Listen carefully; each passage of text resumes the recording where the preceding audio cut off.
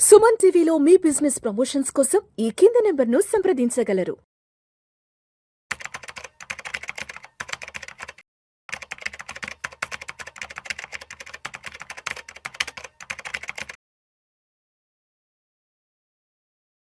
నమస్తే మాధవరెడ్డి గారు. నమస్తే అండి. మాధవరెడ్డి గారు, ఈ వీడియోలో కాస్త డీటెయిల్గా రిటైర్మెంట్ ప్లానింగ్ గురించి, అదేవిధంగా రిటైర్మెంట్ ఫండ్ గురించి కొంచెం డీటెయిల్గా మాట్లాడుకుందాం. ఎందుకంటే క్యాలిక్యులేషన్స్ కొంచెం కాంప్లికేటెడ్. 60-61 కంతా రిటైర్ అయిపోతాం కాబట్టి నెలకి ఒక 30,000 మన చేతికి రావాలన్నా, ఒక 50,000 మన చేతికి రావాలన్నా, ఒక ₹1,00,000 మన చేతికి రావాలన్నా కూడా మనం ఓ 15-20 ఏళ్ళ ముందు నుంచి ఎలా ప్లాన్ చేసుకోవాలి, ఎంత ఫండ్, ఎంత కార్పస్ ని రెడీ చేసి పెట్టుకోవాలి అంటారు. ఎందుకంటే రిటైర్మెంట్ తర్వాత మనకి మంత్లీ వచ్చే ఇన్కమ్ ఏదైతే ఉంటుందో అది almost half of the salary మనకి వస్తుంది. ఇప్పుడు ₹1,00,000 శాలరీ ఉంటుంది రిటైర్మెంట్ అప్పటికి. మనకి పెన్షన్ అమౌంట్ ఎంతో 30,000-40,000 ఎంతో వస్తుంది. ఈ 2004 తర్వాత ఎవరికి పెన్షన్స్ కూడా లేవు కదా.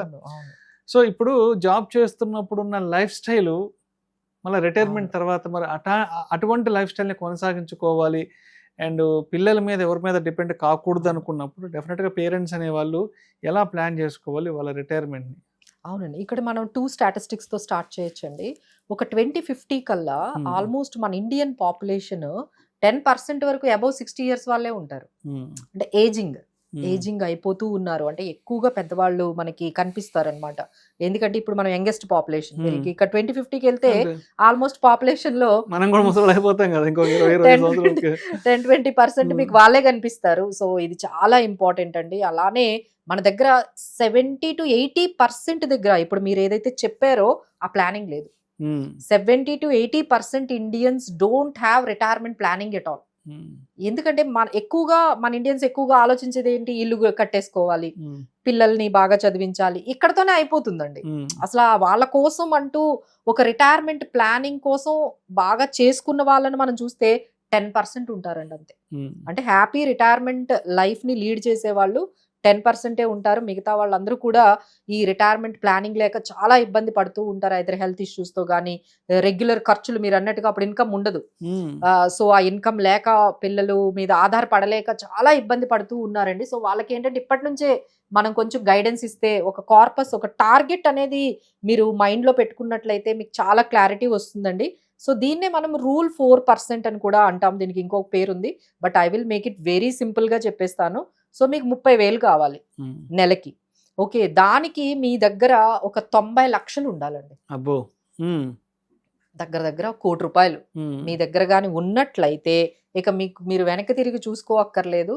మీకు ఆ 30,000 ఉండడంతో పాటు ఎవ్రీ ఇయర్ కూడా కొంచెం మీరు ఇన్ఫ్లేషన్ పెరుగుతూ ఉంటే ఆ అమౌంట్ కూడా పెరుగుతూ ఉంటుంది. ఇక ఈ 4% అంటే ఏంటంటే, ఈ 90 లక్షల మీద 4% అంటే మన సంవత్సరానికి 3,60,000 మాత్రమే తీసుకుంటున్నాం.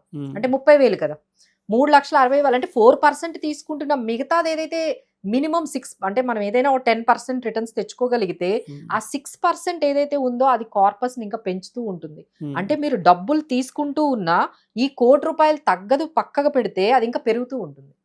దాన్నే మనం 4% రూల్ అనేది అంటామండి. సో ఇది కంఫర్టబుల్ గా మనకి వర్కౌట్ అవుతుంది. సో నెక్స్ట్ కేటగిరీ, మాకు 50,000 కావాలి. 50,000 కావాలి అనే వాళ్ళందరూ కూడా 1,50,00,000 కావాలండి. 1,50,00,000 కానీ మీరు కానీ సంపాదించుకున్నట్లయితే మీకు అక్కడి నుంచి మనకి 50,000 అంటే సంవత్సరానికి 6 లక్షలు తీసుకోగా, ఎందుకంటే 4% మాత్రమే మనం తీసుకుంటున్నాం. మిగతాదంతా కూడా ఏదైతే ఎక్స్ట్రా వచ్చిందో అది మనం SWP అంటాం కదండి, సిస్టమాటిక్ విత్డ్రాల్ ప్లాన్ అంటాము.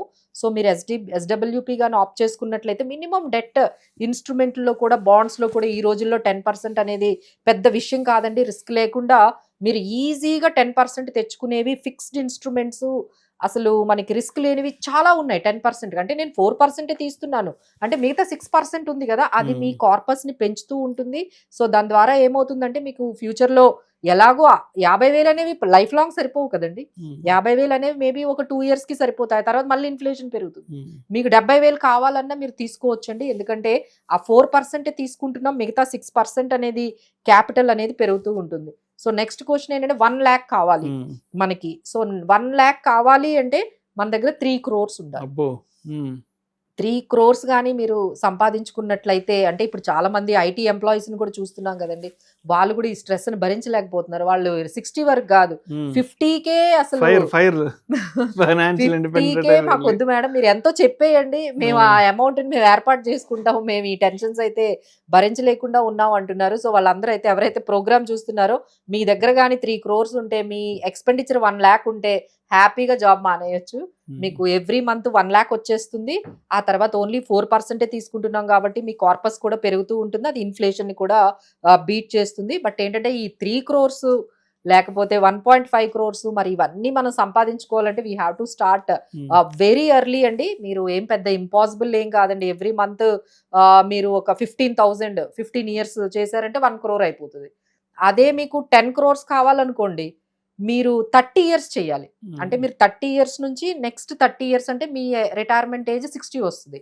మీరు ఎవ్రీ మంత్ 15,000 30 years చేసుకుంటూ వెళ్తే మీకు 10 crores వస్తాయండి. సో ఈజీ అండి. బట్ ఓన్లీ ఏంటంటే మీరు ఎర్లీగా స్టార్ట్ చేసేయాలి. మీరు 30 years ఉన్నప్పుడే మీరు 15,000 ఎస్ఐపి చేయడం మొదలు పెడితే మీరు 60 years వచ్చేటప్పుడు 10 కోట్లు ఉంటాయి కదండి. ఇట్స్ నాట్ సో టఫ్ అండి. ఇదేం పెద్ద ఇంపాసిబుల్ క్యాలిక్యులేషన్స్ ఏమీ కాదు. ఇదంతా కూడా ఏంటంటే compounding that is possible.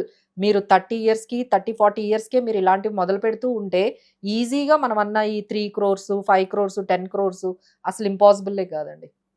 Thank you so much Madhavi Reddy గారు. సో రిటైర్మెంట్ ప్లానింగ్ అనేది ఎలా చేసుకోవాలి, అండ్ ఉద్యోగం అంటే రిటైర్మెంట్ నాటికంటే ముందే ఒక 20-30 ఏళ్ళ ముందు మనం రిటైర్మెంట్ ప్రణాళిక కనుక చేసుకుంటే రిటైర్మెంట్ తర్వాత మన లైఫ్ని ఎలాగా రాజు ఎలాగా దర్జాగా ఎలా లీడ్ చేయొచ్చు అని చాలా చక్కగా తెలియజేశారు. థ్యాంక్ యూ సో మచ్ అండి.